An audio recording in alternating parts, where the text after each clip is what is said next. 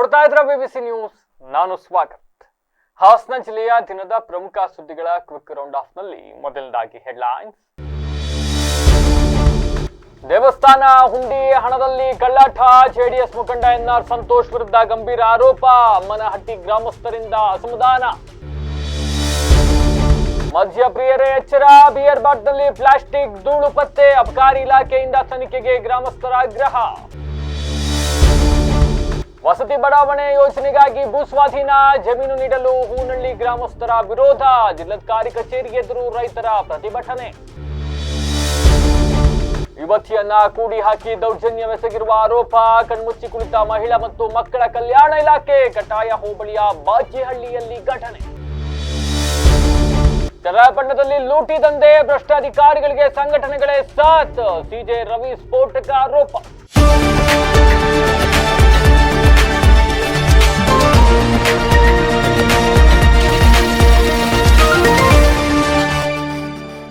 ವಾರ್ತೆಗಳ ವಿವರ. ಅರಸೀಕೆರೆ ತಾಲೂಕಿನ ದುಮ್ಮೇನಹಳ್ಳಿಯ ಗ್ರಾಮ ಪಂಚಾಯಿತಿಯ ಅಮ್ಮನಕಟ್ಟೆಯ ಶ್ರೀ ಗಂಗಮಾಳಮ್ಮನ ದೇವಸ್ಥಾನದ ಹುಂಡಿ ಹಣವನ್ನ ಅರಸೀಕೆರೆ ವಿಧಾನಸಭಾ ಕ್ಷೇತ್ರದ ಪರಾಜಿತ ಅಭ್ಯರ್ಥಿ ಹಾಗೂ ಜೆಡಿಎಸ್ ಮುಖಂಡ ಎನ್ಆರ್ ಸಂತೋಷ್ ಮನೆಗೆ ತಗೊಂಡು ಹೋಗಿದ್ದಾರೆ ಅಂತಕ್ಕಂಥ ಗಂಭೀರ ಆರೋಪವನ್ನ ಗ್ರಾಮಸ್ಥರು ಮಾಡ್ತಾ ಇರ್ತಕ್ಕಂಥದ್ದು. ಅರಸೀಕೆರೆ ತಾಲೂಕಿನ ದುಮ್ಮನಹಳ್ಳಿಯ ಗ್ರಾಮ ಪಂಚಾಯಿತಿಯ ಅಮ್ಮನಹಟ್ಟಿ ಅಂತಕ್ಕಂಥ ಗ್ರಾಮ, ಅಲ್ಲಿರ್ತಕ್ಕಂಥ ಗಂಗಮಾಳಮ್ಮನ ದೇವಿ ದೇವಸ್ಥಾನದ ಹುಂಡಿ ಹಣವನ್ನ ಗ್ರಾಮಸ್ಥರು ಯುಗಾದಿ ಹಬ್ಬ ಮಾಡಬೇಕು ಅಂತ ಇಟ್ಕೊಂಡಿದ್ವಿ. ಆದ್ರೆ ಈ ಹಣವನ್ನ ಎನ್ಆರ್ ಸಂತೋಷ್ ಕಡೆ ಅವರು ನಮ್ದು ಟ್ರಸ್ಟ್ ಇದೆ ಅಂತ ಹೇಳಿ ನಮ್ಮನ್ನ ನಂಬಿಸಿ ಏಕಾಏಕಿ ಹುಂಡಿ ಹಣವನ್ನ ಹೊಡೆದು ತೆಗೆದುಕೊಂಡು ಹೋಗ್ತಕ್ಕಂಥ ಕೆಲಸ ಮಾಡಿದ್ದಾರೆ ಅಂತಕ್ಕಂಥ ಆರೋಪವನ್ನ ಮಾಡ್ತಾ ಇದ್ದಾರೆ. 2025 ಸೆಪ್ಟೆಂಬರ್ 14ನೇ ತಾರೀಕು ಎನ್ಆರ್ ಸಂತೋಷ್ ದೇವಸ್ಥಾನದ 1,48,81,440 ರೂಪಾಯಿ ಹಣವನ್ನ ಏನೋ ಮಾಡ್ಬಿಡ್ತೀನಿ ಗ್ರಾಮಕ್ಕೆ ಅಂತ ಹೇಳಿ ನಮ್ಮನ್ನೆಲ್ಲ ನಂಬಿಸಿ ನಮ್ದು ಟ್ರಸ್ಟ್ ಇದೆ ಅಂತ ಹೇಳ್ಕೊಂಡು ಹಣ ತಗೊಂಡು ಹೋದ್ರೆ ಇವತ್ತರೆಗೂ ಕೂಡ ಬಂದಿಲ್ಲ, ವಾಪಸ್ ಕೊಟ್ಟಿಲ್ಲ ಅಂತೆಲ್ಲ ಏನೋ ಆರೋಪಗಳು ಮಾಡಿದ್ದಾರೆ. ಬಟ್ ನನಗನ್ಸದು ಎನ್ಆರ್ ಸಂತೋಷ್ ಬಂದ್ರು, ನಂದೊಂದು ಟ್ರಸ್ಟ್ ಇದೆ ಅಂತಾನೆ ಹೇಳಿದ್ರು. ಹೆಂಗ್ರಿ ಕೊಟ್ರಿ ದುಡ್ಡನ್ನ? ಹೆಂಗ್ ಕೊಟ್ಟು ಕಳ್ಸಿದ್ರಿ ದುಡ್ಡನ್ನ ಗ್ರಾಮಸ್ಥರು? ಏನೋ ಇದೆ ಇಲ್ಲಿ, ಬೇರೆ ಇದು ವಿಷಯ ಇದೆ ಇಲ್ಲಿ. ಕಾರಿಗೆ ದುಡ್ಡನ್ನ ಎಣಿಸಿ ಎಣಿಸಿ ಎಣಿಸಿ ಕಾರಿಗೆ ದುಡ್ಡನ್ನ ತುಂಬಿ ಕಳಿಸಿದ್ದೀರಿ. ಹೆಂಗೆ, ಯಾಕೆ? ಇಡೀ ಗ್ರಾಮಸ್ಥರೆಲ್ಲ ಸೇರ್ಕೊಂಡು ಮಾತಾಡ್ಕೊಂಡು ಆಗ್ತಾ ಇರ್ತಕ್ಕಂಥ ವಿಡಿಯೋಗಳು ಇದಾವೆ.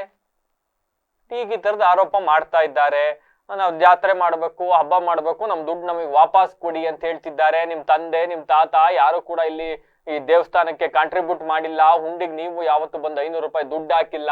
ನಮ್ ಹುಂಡಿ ಹಣ ನೀವ್ ಹೆಂಗ್ ಇಟ್ಕೊಳ್ತೀರಿ ಅಂತಕ್ಕಂಥ ಆಕ್ರೋಶಗಳನ್ನ ಹೊರ ಹಾಕಿದ್ದಾರೆ. But this is one sided, I think one sided story ಇದು.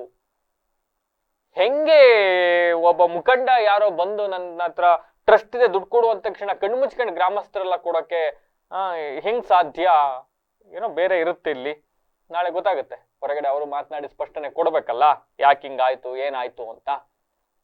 ಫೈನ್, ಒಟ್ಟಿನಲ್ಲಿ ಇವತ್ತಿನ ಮಟ್ಟಕ್ಕೆ ಆರೋಪ ಮಾಡಿದಾರಪ್ಪ.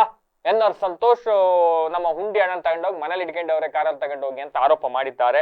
ಅವರ ಆರೋಪ ಏನು ಅನ್ನೋದನ್ನ ನೋಡಿ. ಗಂಗಮಾಳಮ್ಮ ದೇವಿಯ ಭಕ್ತರ ಗಮನಕ್ಕೆ, ಅದಲ್ಲದೆ ಅರಸೀಕೆರೆಯ ಮಹಾಜನತೆಯ ಗಮನಕ್ಕೆ, ನಾವು ಯುಗಾದಿ ಜಾತ್ರೆ ಹತ್ರ ಬಂತು, ಯುಗಾದಿ ಜಾತ್ರೆ ಮಾಡಬೇಕು ಅಂತ ಹೇಳಿ ಗ್ರಾಮಸ್ಥರೆಲ್ಲ ಹೊರಟಿರೋ ಅಂತ ಸಂದರ್ಭದಲ್ಲಿ ಎನ್ಆರ್ ಸಂತೋಷ್ ಕಡೆಯವರು ಒಂದು 4 ಜನ ಟ್ರಸ್ಟ್ ಇದೆ ನಮ್ದು ಅಂತ ಹೇಳಿ ಏಕಾಏಕಿ ಉಂಡಿ ಹೊಡೆಯುವಂಥ ಪ್ರಯತ್ನಗಳನ್ನ ಮಾಡ್ತಾ ಇದ್ದಾರೆ.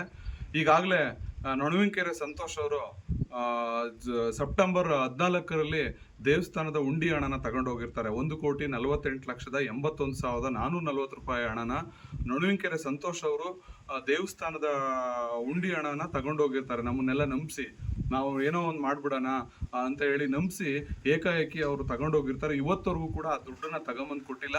ಎನ್ಆರ್ ಸಂತೋಷ್ ಅವ್ರಿಗೆ ನಾನು ನೇರ ಮಾತುಗಳನ್ನ ಹೇಳ್ತಾ ಇದ್ದೀನಿ. ತಾವು ಕಳ್ಳರಿಗೆಲ್ಲ ಸಪೋರ್ಟ್ ಮಾಡ್ಕೊಂಡು, ಉಂಡಿ ಕಳ್ಳರಿಗೆಲ್ಲ ಸಪೋರ್ಟ್ ಮಾಡ್ಕೊಂಡು, ನೀವು ಉಂಡಿ ದುಡ್ಡನ್ನ ಹೊಡೆಯೋಕ್ಕೋಸ್ಕರ ಇದನ್ನೆಲ್ಲ ಈ ಆಟ ಆಡ್ಕೊಂಡು ಬಂದ್ರೆ ನಾವೇನ್ ಬಿಡಲ್ಲ, ಯಾವುದೇ ಕಾರಣಕ್ಕೂ ಬಿಡಲ್ಲ. ನೀವು ಉಂಡಿ ಹೊಡೆಯಕ್ ಬಂದ್ರೆ ಮತ್ತೆ ನಾವ್ ಯಾವುದೇ ಕಾರಣಕ್ಕೂ ಬಿಡೋ ಪ್ರಶ್ನೆನೇ ಇಲ್ಲ. ನಾನು ನೇರವಾಗಿ ಹೇಳ್ತಾ ಇದ್ದೀನಿ, ತಾವೇನ್ ದೇವ್ರ ದುಡ್ಡು ತಗೊಂಡು ಹೋಗಿದ್ದೀರಾ ಅದನ್ನ ತಗೊಂಬಂದ್ ಇಟ್ರೆ ಒಳ್ಳೇದು, ನಿಮ್ಗೂ ಒಳ್ಳೇದು, ನಮ್ಗೂ ಒಳ್ಳೇದು.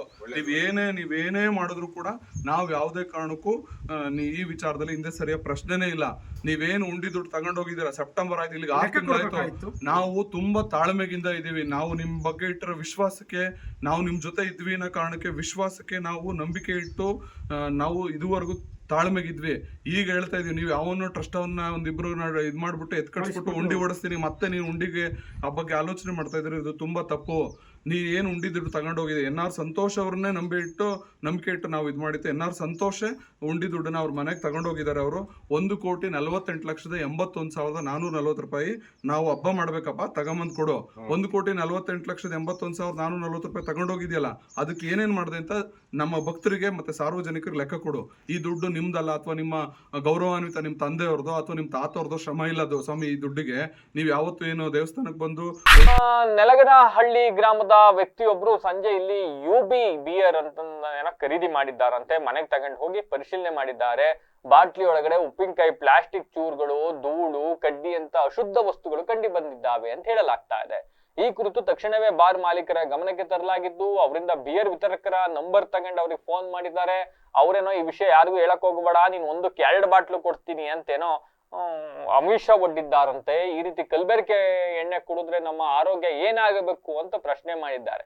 ಕಲ್ಬೆರಕೆ ಎಣ್ಣೆ ಅಲ್ಲ, ಚೆನ್ನಾಗಿರೋದ್ ಕುಡಿದ್ರು ಆರೋಗ್ಯ ಏನ್ ಮುಂದೇನು ಸುಧಾರಿಸಿ ಬಿಡುವುದಿಲ್ಲ. ಆ ಬಾಟ್ಲು ಮೇಲೆ ಬರ್ದಿರ್ತಾರೆ. ಬಟ್ ಅದ್ರಲ್ಲಿ ಏನೋ 10 ದಿವಸಕ್ಕೆ ಆರೋಗ್ಯ ಕೆಟ್ಟೋಗೋದು, ಇಂಥ ಕುಡಿದ್ಬಿಟ್ರೆ 5 ದಿವಸಕ್ಕೆ ಹೋಗ್ಬಿಡ್ಬಹುದೇನೋ ಅನ್ನೋದು ಪಾಪ ಅವ್ರ ಆತಂಕ ಇರ್ಬೇಕು. ಆಯ್ತು, ಸಂಬಂಧಪಟ್ಟವ್ರು ಈ ಬಗ್ಗೆ ತನಿಖೆ ನಡೆಸಬೇಕು ಅಂತ ಹೇಳಿದ್ದಾರೆ. ತನಿಖೆ ನಡೆಸಿ. ಗೌರ್ಮೆಂಟ್ ವೆಹಿಕಲ್ ಇದು ಅಲ್ಲಲ್ಲ, ಬಾಡಿಗೆ. ಇದರಲ್ಲಿ ಒಳಗಡೆ ನೋಡಿ ಪ್ಲಾಸ್ಟಿಕ್ ಪ್ಯಾಕೆಟು, ಸಿಗಡಿ ಏನೇನೋ ಇದೆ. ಡೇಟ್ ಎಕ್ಸ್ಪೈರ್ಡ್ ಆಗಿದೆ ನೋಡು. ಏನೂ ಆಗಿಲ್ಲ. ಡೇಟ್ ಬೇಕಾದ್ರೆ ಹೇಳ್ತೀವಿ. 5/2 ಆಯಿತಾ. ಅದೇನು ಉಪ್ಪಿನಕಾಯಿ ಪ್ಯಾಕೆಟ್ ಇದೆಯಾ ಒಳಗೆ? ಉಪ್ಪಿನಕಾಯಿ ಪ್ಯಾಕೆಟ್ ಇದೆ ಒಳಗಡೆ. ಬಿಯರ್ ಒಳಗೆ ಉಪ್ಪಿನಕಾಯಿ ಪ್ಯಾಕೆಟ್ ಇದೆ. ಈ ಬಿಯರ್ ನಾವು ಕುಡಿದ್ಬಿಟ್ಟು ಏನು ಮಾಡ್ದೋ, ಈ ಬಿಯರ್ ದೇವಲಕೆರೆ ಬಾರಲ್ಲಿ ಸಿಕ್ತದೆ. ಓಕೆನಾ? ನೋಡಿ ಲೈಟಿಗೆ ಇಡೀರಿ, ಲೈಟಿಗೆ ಮೇಲೆ ಮೇಲೆ ನೋಡಿ, ಕಾಣಿಸ್ತಿದೆ, ಎಲ್ಲ ಕಾಣಿಸ್ತಿದೆ ನೋಡಿ. ಕಾಣಿಸ್ತಿದ್ಯಾ? ಒಳಗಡೆ ಏನಿದೆ ನೋಡಿ. 16 ಬಾರಿ ಇವ್ರ ಜೊತೆ ಮಾತಾಡಿ. ಹಲೋ ಅಣ್ಣ, ಕರ್ನಾಟಕ ಗೃಹ ಮಂಡಳಿಯ ಹೂವಿನಹಳ್ಳಿ ಹಾಗೂ ಹೂವಿನಹಳ್ಳಿ ಕಾವಲು ಇಲ್ಲಿ ಒಟ್ಟು 387 ಎಕರೆ ಜಮೀನನ್ನ ವಸತಿ ಬಡಾವಣೆ ಯೋಜನೆಗಾಗಿ ಸ್ವಾಧೀನಪಡಿಸಿಕೊಳ್ತಾ ಇರೋದನ್ನ ವಿರೋಧಿಸಿ ಜಿಲ್ಲಾಧಿಕಾರಿಗಳ ಕಚೇರಿ ಎದುರು ಗ್ರಾಮಸ್ಥರು, ರೈತರು ಪ್ರತಿಭಟನೆಯನ್ನು ನಡೆಸಿದ್ದಾರೆ. ಈ ವೇಳೆ ದೇವೇಗೌಡ ಅಂತಕ್ಕಂಥವ್ರು ಮಾತನಾಡಿದ್ದಾರೆ. ಹೂವಿನಹಳ್ಳಿ ಹಾಗೂ ಹೂವಿನಹಳ್ಳಿ ಕಾವಲು ಜಮೀನನ್ನ ಕರ್ನಾಟಕ ಗೃಹ ಮಂಡಳಿಯವರು ಭೂ ಸ್ವಾಧೀನ ಪಡಿಸಿಕೊಂಡು ವಸತಿ ಬಡಾವಣೆಗಳನ್ನ ಮಾಡಕ್ಕೆ ಮುಂದಾಗ್ತಾ ಇದ್ದಾರೆ. ಅದಕ್ಕೋಸ್ಕರ ನಮ್ಗೆ ನೋಟಿಸ್ ನೀಡಿದ್ದಾರೆ. ಆದ್ರೆ ಗ್ರಾಮದಲ್ಲಿ ರೈತರು ಎಲ್ಲರೂ 4 ಎಕರೆಗಿಂತ ಹೆಚ್ಚು ಜಮೀನು ಹೊಂದಿರೋರೆ ಯಾರು ಕೂಡ ಇಲ್ಲ. ಇಲ್ಲಿ ಈ ಭೂಮಿ ಫಲವತ್ತಾಗಿದ್ದು ಅದರಲ್ಲಿ ರಾಗಿ, ಅಕ್ಕಿ ಬೆಳ್ಕೊಂಡು ಹಸು ಸಾಕೊಂಡು ಹೆಂಗೋ ಜೀವನ ಸಾಗಿಸ್ತಾ ಇದ್ದೀವಿ. ಸರ್ಕಾರ ಜಮೀನನ್ನ ವಶಪಡಿಸ್ಕೊಂಡ್ರೆ ಸುಮಾರು 300 ಒಕ್ಕಲು ಜನ ಬೀದಿ ಪಾಲಾಗ್ತಕ್ಕಂಥ ಸ್ಥಿತಿ ನಿರ್ಮಾಣ ಆಗೋಗ್ಬಿಡುತ್ತೆ. ಅವರಿಗೆ ಇನ್ಯಾವುದೇ ಕಸುಬು ಗೊತ್ತಿಲ್ಲ. ಇಲ್ಲಿರೋರ್ಗೆಲ್ಲ ನಾವು ಕೃಷಿನೇ ನಂಬ್ಕೊಂಡು ಜೀವನ ಮಾಡ್ತಾ ಇರ್ತಕ್ಕಂಥವ್ರು ನಿಮಗೆ ಹಂಗೇನಾದ್ರೂ ವಸತಿ ಬಡಾವಣೆ ಮಾಡಲೇಬೇಕು ಅಂತಿದ್ರೆ ಎಲ್ಲಿ ರೈತರು ಜಮೀನ್ ಕೂಡ ಒಪ್ಕೊಳ್ತಾರೆ, ಅಲ್ಲೋಗ್ ಮಾಡಿ, ನಮ್ ಜಮೀನೇ ಯಾಕಬೇಕು ನಿಮಗೆ ಅಂತ ಪ್ರಶ್ನೆ ಮಾಡಿದ್ದಾರೆ. ಹೂವಿನಹಳ್ಳಿ ಕಾವಲು ಗ್ರಾಮ ಜಮೀನನ್ನು ಕರ್ನಾಟಕ ಗೃಹ ಮಂಡಳಿಯವರು ಭೂ ಸ್ವಾಧೀನಪಡಿಸ್ಕೊಂಡು ವಸತಿ ಸಮುಚ್ಚಯ ಮಾಡ್ತೀವಿ ಅಂತ ಹೇಳಿಕೆ ಕೊಟ್ಟು ನೋಟಿಸ್ ಕೊಟ್ಟಿದ್ದಾರೆ. ಬಟ್ ನಾವು ರೈತರೆಲ್ಲರೂ ಸಹ 2 ಎಕರೆ, 1 ಎಕರೆ, 3 ಎಕರೆ, 4 ಎಕರೆಗಿಂತ ಜಾಸ್ತಿ ಇರೋರು ಯಾರೂ ಇಲ್ಲ ಅಲ್ಲಿ. ಆ ಭೂಮಿಯಿಂದ ಅವರು ರಾಗಿ, ಅಕ್ಕಿ, ರಾಗಿ ಜೋಳ ಬೆಳ್ಕೊಂಡು ಪಾಪ ಜೀವನ ಸಾಗಿಸ್ತಾ ಇರ್ತಾರೆ. 2 ಹಸುಗಳು ಸಾಕೊಂಡು ಡೈರಿ ಮಾಡ್ಕೊಂಡು ಡೈರಿಗೆ ಹಾಲು ಹಾಕ್ಕೊಂಡು ಮಕ್ಕಳು ಮರಿ ಸಾಕ್ತಾ ಇರ್ತಾರೆ. ಈ ಜಮೀನನ್ನು ವಶಪಡಿಸ್ಕೊಂಡ್ರೆ ಈ ಒಂದು 300 ಒಕ್ಕಲು ಜನ ಬೀದಿ ಪಾಲಾಗ್ಬಿಡ್ತಾರೆ. ಅವ್ರಿಗಿನ್ಯಾವುದೇ ಕಸುಬು ಮಾಡ್ಲಿಕ್ಕೆ ಗೊತ್ತಿಲ್ಲ. ಅವರಿಗೆ ಹಸು ಸಾಕಬೇಕು, ಮಕ್ಕಳು ಸಾಕಬೇಕು, ಹಾಲು ಮಾರಾಟ ಮಾಡ್ಕೋಬೇಕು, ತಮ್ಮ ಭೂಮಿಲಿ ಜೋಳ ರಾಗಿ ಬೆಳ್ಕೊಂಡು ಜೀವನ ಮಾಡಬೇಕು. ಇಷ್ಟು ಬಿಟ್ಟರೆ ಅವ್ರಿಗೆ ಇನ್ನೇನು ಗೊತ್ತಿಲ್ಲದಂಥ ಮುಗ್ಧ ರೈತರು ಅವರು. ಅಂಥವ್ರ ಜನನ ಭೂಮಿನ ನೀವು ತೆಗೆದುಬಿಟ್ಟು ಇದು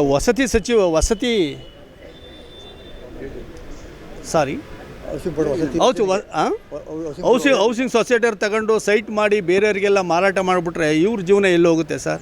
ತುಂಬ ಕಷ್ಟಪಡಬೇಕಾಗುತ್ತೆ ಇವರು. ಮುಂದಿನ ಜೀವನದಲ್ಲಿ ಇವರು ತಮ್ಮ ಮಕ್ಕಳು ಸಾಕಬೇಕಾದ್ರೂ ಸಹ ಭಾರಿ ಕೂಲಿ ನಾಲಿ ಮಾಡ್ಕೊಂಡು ಹಾಸನಕ್ಕೆ ಬಂದು ಪಾತ್ರೆ ಉಜ್ಜಬೇಕಾಗುತ್ತೆ, ಮೂಟೆ ಹೊರಬೇಕಾಗುತ್ತೆ.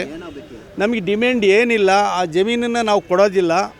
ಆ ಜಮೀನು ಉಳಿಸ್ಕೊಡಿ, ನಾವು ಅದರಿಂದಲೇ ಜೀವನ ಮಾಡ್ತಾ ಇರ್ತೀವಿ. ಬೇರೆ ಕಡೆ ಯಾವ್ದಾದ್ರು ಕೊಡೋ ಅಂಥ ರೈತರ ಜಮೀನು ತಗೊಂಡು ಬೇಕಾದ್ರೆ ಮಾಡ್ಕೊಳ್ಳಿ. ನಾವು ಯಾರು ಆ ಭಾಗದಲ್ಲಿರೋವಂಥ ರೈತರು 80% ಜನ ನಾವು ಆ ಭೂಮಿನ ಯಾವುದೇ ಕಾರಣಕ್ಕೂ ಕೊಡೋದಿಲ್ಲ. ಆ ಭೂಮಿಲೇ ನಮ್ಮ ಜೀವನ, ಆ ಭೂಮಿನೇ ನಮ್ಮ ಜೀವನಾಡಿ, ಆ ಭೂಮಿಯಿಂದಲೇ ನಾವು ಬದುಕಬೇಕು. ಆದ್ದರಿಂದ ನಾವು ಈ ಭೂಮಿನ ದಯವಿಟ್ಟು ಕರ್ನಾಟಕ ಗೃಹ ಮಂಡಳಿಯವರು ಸ್ವಾಧೀನಪಡಿಸ್ಕೊಳ್ಳದೆ ನಮಗೆ ಜಮೀನನ್ನು ಬಿಟ್ಕೊಡ್ಬೇಕು ಅಂತ ಹೇಳ್ಬಿಟ್ಟು ನಾವು ಈ ಮೂಲಕ ಕೇಳ್ಕೊತಾ ಇದ್ದೀವಿ ಸರ್. ಒಂದೆಡೆ ನಾವೆಲ್ಲ ಅಂತಾರಾಷ್ಟ್ರೀಯ ಮಹಿಳಾ ದಿನಾಚರಣೆಯನ್ನ ಆಚರಿಸ್ತಾ ಇದ್ದೀವಿ. ಹಾಸನದಲ್ಲಿ ಮಹಿಳಾ ದೌರ್ಜನ್ಯ ವಿರೋಧಿ ಜಾಥಾಗಳು, ನಿರಂತರವಾದಂತಹ ಕಾರ್ಯಕ್ರಮಗಳು, ಇದ್ರ ಬಗ್ಗೆ ಸೆಮಿನಾರ್ಗಳು ಇವೆಲ್ಲವೂ ಕೂಡ ನಡೀತಾ ಇದೆ. ಇದರ ಬೆನ್ನಲ್ಲೇ ಇದೀಗ ಹಾಸನದಲ್ಲಿ ಅಂತಾರಾಷ್ಟ್ರೀಯ ಮಹಿಳಾ ದಿನಾಚರಣೆ ಆಚರಣೆ ಮಾಡ್ತಾ ಇರ್ತಕ್ಕಂಥ ಹೊಸ್ಲಲ್ಲೇ ಅನಾಥ ಹೆಣ್ಣು ಮಗು ಒಂದಕ್ಕೆ ಬಹಳ ಚಿತ್ರ ಹಿಂಸೆ ಕೊಟ್ಟಿರ್ತಕ್ಕಂಥ ಆರೋಪ ಕೇಳಿ ಬಂದಿರತಕ್ಕಂಥದ್ದು. ಆಸ್ತಿಗಾಗಿ ಯುವತಿಯ ಮೇಲೆ ನಿರಂತರವಾಗಿ ಹಿಂಸೆ, ಲೈಂಗಿಕ ದೌರ್ಜನ್ಯ, ಮಾನಸಿಕವಾಗಿ ಕುಗ್ಗಿಸುವ ಯತ್ನ ಇವೆಲ್ಲವನ್ನೂ ಮಾಡಿದ್ದಾರೆ ಅಂತಕ್ಕಂಥ ಆರೋಪ ಹಾಸನ ಜಿಲ್ಲೆಯ ಕಟ್ಟಾಯ ಹೋಬಳಿಯ ಬಾಚಿಹಳ್ಳಿಯಲ್ಲಿ ನಡೆದಿದೆ. ಬಾಚಿಹಳ್ಳಿ ಗ್ರಾಮದ ವಸಂತ್ ಕುಮಾರ್ ಎಂಬುವವರ ಪುತ್ರಿ ಜ್ಯೋತಿ ಎಂಬ ಯುವತಿಗೆ ಮಲತಾಯಿ ಪದ್ಮ ಹಾಗೂ ಆಕೆಯ ಪುತ್ರ ಮಂಜೇಶ್ ಅಂತಕ್ಕಂಥವ್ರು ದಿನನಿತ್ಯ ಮಾನಸಿಕ ಮತ್ತೆ ದೈಹಿಕ ಹಿಂಸೆಯನ್ನ ನೀಡ್ತಾ ಇದ್ದಾರೆ ಅಂತ ಹೇಳಿ ಬಾಲಕಿಯ ಅತ್ತೆ ಶಾರದಾ ಅಂತಕ್ಕಂಥವ್ರು ಆರೋಪವನ್ನ ಮಾಡಿರ್ತಕ್ಕಂಥದ್ದು. ಸುದ್ದಿಗೋಷ್ಠಿಯಲ್ಲಿ ಮಾತನಾಡಿರ್ತಕ್ಕಂಥ ಅವರು, ಜ್ಯೋತಿ ಬಾಲ್ಯದಲ್ಲೇ ತಾಯಿಯನ್ನ ಕಳೆದುಕೊಂಡು ಅಜ್ಜಿ ಬಳಿ ಬೆಳೆದಿರ್ತಕ್ಕಂಥ ಹುಡುಗಿ, ನಂತರ ಮಲತಾಯಿ ಈಕೆಯನ್ನ ಸರಿಯಾದ ಆಹಾರ ಕೊಡದೆ, ಮೂಲಭೂತ ಸೌಕರ್ಯವನ್ನ ನೀಡದೆ, ಕತ್ಲೆ ಕೋಣೆಯಲ್ಲಿ ಕೂಡ್ ಹಾಕಿ ಬಂಧಿಸಿ ದಿನನಿತ್ಯ ಹಿಂಸಿಸ್ತಾ ಇದ್ರು. ಆಕೆಯ ಸಂಬಂಧನೆ ಪಡೆದಿರ್ತಕ್ಕಂಥ ಟ್ಯಾಬ್ಲೆಟ್ ಗಳನ್ನು ಕೂಡ ಬಲವಂತವಾಗಿ ನೀಡ್ತಾ ಇದ್ರು ಅಂತಕ್ಕಂಥ ಗಂಭೀರ ಆರೋಪವನ್ನ ಮಾಡಿರ್ತಕ್ಕಂಥದ್ದು. ಫೆಬ್ರವರಿ 7ರಂದು ಮಹಿಳಾ ಮತ್ತು ಮಕ್ಕಳ ಅಭಿವೃದ್ಧಿ ಇಲಾಖೆ ಹಾಗೂ ಅಕ್ಕಪಡೆ ತಂಡದ ಸಹಾಯದಿಂದ ಜ್ಯೋತಿಯನ್ನ ರಕ್ಷಿಸಿ ಹಾಸನದ ಹಿಮ್ಸ್ ಆಸ್ಪತ್ರೆಗೆ ದಾಖಲು ಮಾಡಲಾಗಿದೆ. ಚಿಕಿತ್ಸೆ ವೇಳೆ ದೇಹದಲ್ಲಿ ಗಾಯದ ಗುರುತುಗಳು ಕಂಡು ಬಂದಿರತಕ್ಕಂಥದ್ದು, ಸಾಕಷ್ಟು ಲೈಂಗಿಕ ದೌರ್ಜನ್ಯದ ಶಂಕೆ ಕೂಡ ವ್ಯಕ್ತವಾಗಿದೆ. ಇನ್ನು ಫೆಬ್ರವರಿ 7ರಿಂದ 19ರವರೆಗೆ ಪೊಲೀಸರು ಆರೋಪಿಗಳ ಮೇಲೆ ಯಾವುದೇ ಕ್ರಮ ಜರುಗಿಸಿಲ್ಲ. ಅಂತೆಯೇ ಕೇಸನ್ನು ಕೂಡ ಮುಚ್ಚಿ ಹಾಕ್ತಕ್ಕಂಥ ಹುನ್ನಾರ ಮಾಡ್ತಾ ಇದ್ದಾರಂತೆ. ಹಾಸನದಲ್ಲಿ ಇರ್ತಕ್ಕಂಥ ಎಲ್ಲಾ ಮಹಿಳೆಯರು, ಅಧಿಕಾರಿಗಳು ಯಾರ್ಯಾರಿದ್ದಾರೆ, ಕೀ ಪೋಸ್ಟ್ ಅಲ್ಲಿ ಇರೋರೆಲ್ಲ ಮಹಿಳೆಯರೇ. ಜಿಲ್ಲಾಧಿಕಾರಿಗಳಿಂದ ಹಿಡಿದು ಜಿಲ್ಲಾ ಪೊಲೀಸ್ ವರಿಷ್ಠಾಧಿಕಾರಿಗಳಿಗೂ ಮಹಿಳೆನೆ. ಮಹಿಳಾ ದಿನಾಚರಣೆ ದಿವಸ ಅವರೆಲ್ಲ ಬಂದು ಇಲ್ಲಿ ಭಾಷಣ ಮಾಡಿ ಹೋಗಿದ್ದಾರೆ ಹಾಸನದಲ್ಲಿ ಕಲಾಭವನದಲ್ಲಿ. ಇಂಥದ್ದು ಆದ್ಮೇಲೆ ಯುವತಿಯನ್ನ ಮಹಿಳಾ ಮತ್ತು ಮಕ್ಕಳ ಕಲ್ಯಾಣ ಇಲಾಖೆಯವರ ರಕ್ಷಣೆ ಮಾಡಿ ಕರ್ಕ ಬಂದ ಮೇಲೆ, ಅಕ್ಕಪಡೆಯೇ ರಕ್ಷಣೆ ಮಾಡಿ ಕರ್ಕ ಬಂದ ಮೇಲೆ ಯಾಕೆ ಕೇಸ್ ದಾಖಲಿಸ್ತಾ ಇಲ್ಲ? ಆ ಯುವತಿ ಹಾಸ್ಪಿಟಲ್ ಅಲ್ಲಿ ಅಡ್ಮಿಟ್ ಆಗಿದೆ. ನೀವು ಫೋಟೋಗಳಿದ್ದಾವೆ ಅವ್ರಿಗೆ ಯಾವ ಲೆವೆಲ್ ಟಾರ್ಚರ್ ಕೊಟ್ಟಿದ್ದಾರೆ ಅನ್ನೋದನ್ನ ನಾವು ತೋರ್ಸಕ್ಕಾಗೋದಿಲ್ಲ ನಿಮಗೆ. ಬಟ್ ಸ್ಟಿಲ್ ಆ ಯುವತಿಗೆ ಅಷ್ಟರ ಮಟ್ಟಿಗೆ ಟಾರ್ಚರ್ ಕೊಟ್ಟಿದ್ದಾರೆ. ಯಾಕೆ ಇವತ್ತವರೆಗೂ ಕೂಡ ಕಾನೂನು ಕ್ರಮ ಆಗಿಲ್ಲ? ಯಾಕೆ ಆಗ್ತಾ ಇಲ್ಲ? 7ನೇ ತಾರೀಕು 19ನೇ ತಾರೀಕು ಇವತ್ತು. ಅಂಡ್ ಈ ಸ್ಥಿತಿಗೆ ಕಾರಣ ಆದವ್ರನ್ನ ಕೂಡಲೇ ಬಂಧಿಸಬೇಕು ಅಂತ ಇವರು ಆಗ್ರಹಿಸಿದ್ದಾರೆ. ಕಠಿಣ ಶಿಕ್ಷೆ ಕೊಡಬೇಕು ಅಂತ ಒತ್ತಾಯಿಸಿದ್ದಾರೆ. ಅಂಡ್ ಈಗಾಗಲೇ ಪ್ರಕರಣ ವಿಳಂಬ ಆಗಿದೆ. ಇದರ ಜೊತೆಗೆ ಪ್ರಕರಣವನ್ನ ಮುಚ್ಚಿ ಹಾಕುವ ಹುನ್ನಾರಗಳು ಕೂಡ ನಡೀತಾ ಇದೆಯಂತೆ. ಹಾಗಾಗಿ ದಯವಿಟ್ಟು ಈ ಬಗ್ಗೆ ನಮಗೆ ನ್ಯಾಯ ದೊರಕಿಸ್ಕೊಡ್ಬೇಕು ಅಂತ ಅವರ ಅತ್ತೆ ಅಂತ ಅಂದ್ರೆ ಅವರ ತಂದೆಯ ತಂಗಿ ಅಕ್ಕ ಇರಬೇಕು, ಅವರು ಈ ತರದ ಅಂತ ಒಂದು ಒತ್ತಾಯವನ್ನ ಮಾಡಿದ್ದಾರೆ. ಮಹಿಳಾ ದಿನಾಚರಣೆ ದಿವಸ ಉದ್ದುದ್ದ ಭಾಷಣ ಮಾಡಿದ್ರೆ ಬಂತ ಬಾಳು. ಮಹಿಳಾ ವಿರೋಧಿ ಮಹಿಳಾ ವಿರೋಧಿ ಜಾಥಾ ಇವೆಲ್ಲವನ್ನು ಮಾಡ್ಕೊಂತಿದೀವ್ರಿ ನಾವು ಹಾಸನದಲ್ಲಿ 3 ದಿವಸದಿಂದ. ಇಲ್ಲೊಂದು ಅನ್ಯಾಯಕ್ಕೆ ಒಳಗಾದವ್ರಿಗೆ ನಾವು ರಕ್ಷಣೆ ಕೊಡ್ಲಿಲ್ಲ ಅಂತ ಅಂದ್ರೆ ಹೆಂಗೆ? ಕಾರ್ಯಕ್ರಮಗಳು ಮಾಡಿದ್ರೆ, ಜಾಥಾಗಳು ಮಾಡಿದ್ರೆ ಸರಿ ಆಗುತ್ತಾ? ಪ್ರೆಸ್ ಮೀಟ್ಗಳು ಮಾಡಿದ್ರೆ ಸರಿ ಆಗುತ್ತಾ? ಡಿಸಿ ಆಫೀಸಲ್ಲಿ ಕೂತ್ಕೊಂಡು ಮೀಟಿಂಗ್ ಅಲ್ಲಿ ಭಾಗವಹಿಸಿದ್ರೆ ಸರಿ ಆಗುತ್ತಾ? ಮಹಿಳಾ ಹೋರಾಟಗಾರರು ಅಂತ ಯಾರ್ಯಾರು ಇದ್ದಾರೆ, ಯಾರ್ಯಾರು ಮುಂಚೂಣಿಯಲ್ಲಿ ಇವತ್ತು ನಿಂತಿದ್ದಾರೆ, ಇಂತಹ ವಿಚಾರದಲ್ಲಿ ಧ್ವನಿ ಎತ್ತಬೇಕು. ಆ ಮಗುಗೆ ನ್ಯಾಯ ದೊರಕಿಸ್ಕೊಡ್ಬೇಕು ಅಷ್ಟೇ ನಮ್ಮ ಒತ್ತಾಯ ಕೂಡ. ಸರ್, ಇದು ಒಂದು ಹುಡುಗಿಗೆ ಬಾಚಹಳ್ಳಿ ಅಂತ, ಅದು ನನಗೆ ತಮ್ಮನ ಮಗಳಾಗಬೇಕು. ಹುಡುಗಿ ತುಂಬ ದಿವಸದಿಂದ ಕೂಡಾಗ್ತಾ ಇದ್ದಾರೆ ಅಂತ ನನಗೆ ಒಂದು 2 ತಿಂಗಳಿಂದ ಫೋನ್ ಮಾಡಿ ಹೇಳಿದರು. ಹಾಗಾಗಿ ಹುಡುಗಿನ ಸೇವ್ ಮಾಡಲಿಕ್ಕೆ ನಾವು ಅಂದರೆ ಒಂದು 3 ವರ್ಷ ಆಗಿದೆ ಮನೆಗೆ ಹೋಗ್ತಾ ಇರಲಿಲ್ಲ. ಬೇರೆಯವರು 1-2 ತಿಂಗಳಲ್ಲೇ ಫೋನ್ ಮಾಡಿ ಹೇಳಿದರು, ತುಂಬ ಅಳ್ತಾ ಇದೆ, ಕೂಡಾಕಿದ್ದಾರೆ, ಕಿರ್ಚಾಡ್ತಾ ಇದೆ, ಸ್ನಾನ ಮಾಡಿಸಿಲ್ಲ ಅಂತ. ಆಗ ನಾನು ಒಂದು ಮಹಿಳಾ ಸಂಘಕ್ಕೆ ಹೇಳ್ತೀನಿ ಓದಿದೆ ಅಂತ. ಆಮೇಲೆ ಒಂದು ದಿವಸ ಹೋಗಿ ನೋಡ್ಕೊಂಬರ್ತಾರೆ ಅವರು, ಹುಡುಗಿ ಯಾವ ಸ್ಥಿತಿಲಿದೆ ಏನು ಅಂತ. ಆಗ ಹುಡುಗಿನ ತುಂಬ ಕ್ರಿಟಿಕಲ್ಲಾಗಿದೆ, ತುಂಬ ಜಾಸ್ತಿ ಬಿಡೋಕ್ಕಾಗಲ್ಲ ಅಂತ ಹೇಳಿ ಅವ್ರು DC ಮತ್ತು SP ಅವ್ರ ಇಲಾಖೆಗೆ ಒಂದು ಲೆಟ್ರ್ ಕೊಟ್ಟು, ಮಕ್ಕಳ ಮಹಿಳಾ ಇಲಾಖೆಗೆ ಒಂದು ಲೆಟ್ರ್ ಕೊಡ್ತಾರೆ. ಅವ್ರ ಕಡೆಯಿಂದ ಹುಡುಗಿನ ಕರ್ಕೊಂಬಂದು ಸೇರಿಸ್ತಾರೆ. ಯಾವಾಗ 7ನೇ ತಾರೀಕು 2ನೇ ತಾರೀಕಲ್ಲಿ 2ನೇ ತಿಂಗಳು 25ರಲ್ಲಿ ಹಾಸನ ಹಿಮ್ಸ್ ಆಸ್ಪತ್ರೆಗೆ ಸಾಯಂಕಾಲ ಸೇರಿಸ್ತಾರೆ ಸರ್. ಮಹಿಳಾ ಅಕ್ಕಪಡೆ ಹೋಗಿ ಕರ್ಕೊಂಬರುತ್ತೆ. ಆ ಟೈಮಲ್ಲಿ ಏನಾಗುತ್ತೆ ಅಂದರೆ ತುಂಬ ಕ್ರಿಟಿಕಲ್ ಆಗಿದೆ ಹುಡುಗಿದು. ಅದು ಫೋಟೋ ಇದೆ, ಹುಡುಗಿ ಯಾವ ಸ್ಥಿತಿಯಲ್ಲಿ ಇದೆ, ಫೋಟೋಗಳಿದೆ, ಯಾವ ಸ್ಥಿತಿಲಿ ಹುಡುಗಿನ ಇಟ್ಟಿದ್ರು ಅನ್ನೋದು ಎಲ್ಲ ಇದೆ. ಅದಾದಮೇಲೆ ನಮಗೆ ಒಂದು 3 ದಿವಸ ಆದಮೇಲೆ ಸ್ನಾನ ಮಾಡ್ಸೋಕ್ಕೆ ಹೋದಾಗ ತುಂಬ ಎದೆ ಹತ್ರ ಎಲ್ಲ ಕಚ್ಚಿರೋ ಗುರುತುಗಳಿರ್ತವೆ. ಅದನ್ನು ನಾವು ಇವರು ಡಾಕ್ಟ್ರು ಗಮನಕ್ಕೆ ತಂದಾಗ ಇದು ತುಂಬ ಏನೋ ಆಗಿದೆ, ದೌರ್ಜನ್ಯ ನಡೆದಿದೆ ಅಂತ ಹೇಳಿ OBG ಡಿಪಾರ್ಟ್ಮೆಂಟಿಗೆ ಟೆಸ್ಟ್ ಮಾಡಲಿಕ್ಕೆ ಹೇಳ್ತಾರೆ. ಬಟ್ ಇಲ್ಲಿ ಸೇರಿಸಿರೋದು ಮಹಿಳಾ ಮಕ್ಕಳ ಇಲಾಖೆ ಕಡೆಯಿಂದ ಹುಡುಗಿನ ಅಡ್ಮಿಟ್ ಮಾಡಿರೋದು, MLCನೂ ಮಾಡಿದ್ದಾರೆ. ಆದರೆ ಅವರು ಯಾರೂ ರೆಸ್ಪಾನ್ಸ್ ಮಾಡಲಿಲ್ಲ. 7ನೇ ತಾರೀಕು ಅಡ್ಮಿಟ್ ಮಾಡಿ ಹೋದವರು ಯಾರೂ ತಿರುಗಿ ನೋಡಲಿಲ್ಲ. ಮತ್ತು 9ನೇ ತಾರೀಕು ನಮಗೆ ಗೊತ್ತಾದಾಗ ಹೇಳ್ತೀನಿ ನಾನು, ಹಿಂಗೆ ಕಚ್ಚಿರೋ ಗಾಯ ಇದೆ, ಕೇಸು ಎಲ್ಲ ಇದು ಮಾಡಿ ಪರ್ಮಿಷನ್ ಕೇಳ್ತಿದ್ದಾರೆ ಪೊಲೀಸ್ ಕಡೆಯಿಂದ ಟೆಸ್ಟ್ ಮಾಡಲಿಕ್ಕೆ ಅಂತ. ಆದರೂ ಯಾರೂ ರೆಸ್ಪಾನ್ಸ್ ಮಾಡಲಿಲ್ಲ. ಅಲ್ಲೇ OBGದು ಇದೆ ಮತ್ತು ಅಕ್ಕಪಡೆಯೋದು ಆಸ್ಪತ್ರೆಯಲ್ಲೇ ಇದೆ ಡಿಪಾರ್ಟ್ಮೆಂಟ್. ಬಟ್ ಇತ್ತೀಚೆಗೆ ನನಗೆ ಗೊತ್ತಾಗಿದ್ದು ಅಲ್ಲೇ ಇದ್ರೂ ಅವರು ಅಲ್ಲೇ ಒಬ್ಬರು ಡಾಕ್ಟ್ರೂ ಇದ್ದಾರೆ. ಚನ್ನರಾಯಪಟ್ಟಣ ತಾಲೂಕು ಕಚೇರಿಯ ಅಧಿಕಾರಿಗಳು ಭ್ರಷ್ಟಾಚಾರದಲ್ಲಿ ಮಗ್ನರಾಗಿದ್ದು ಲಂಚ ಪಡೆಯಕ್ಕೆ ಮತ್ತೆ ಭ್ರಷ್ಟಾಚಾರಕ್ಕೆ ಕುಮ್ಮಕ್ಕು ನೀಡಲು ತಾಲೂಕು ರೈತ ಮತ್ತು ದಲಿತ ಸಂಘಟನೆಗಳ ಹೆಸರಲ್ಲಿ ಒಂದು ವಿಶೇಷ ಟೀಮ್ ಸಕ್ರಿಯವಾಗಿದೆ ಅಂತಕ್ಕಂಥ ಆರೋಪವನ್ನ ರೈತ ಸಂಘದ ಮುಖಂಡ CJ ರವಿ ಅಂತಕ್ಕಂಥವ್ರು ಮಾಡಿರ್ತಕ್ಕಂಥದ್ದು. ಪತ್ರಕರ್ತರ ಭವನದಲ್ಲಿ ಸುದ್ದಿಗೋಷ್ಠಿಯನ್ನು ಉದ್ದೇಶಿಸಿ ಮಾತನಾಡಿರ್ತಕ್ಕಂಥ ಅವರು, ಕಚೇರಿಯು ಭ್ರಷ್ಟ ಅಧಿಕಾರಿಗಳಿಗೆ ಕೆಲವು ದಲಿತ ಹಾಗೂ ರೈತ ಸಂಘಟನೆಯ ಮುಖಂಡರೇ ಬೆಂಬಲವಾಗಿ ನಿಂತು ಬಿಟ್ಟಿದ್ದಾರೆ.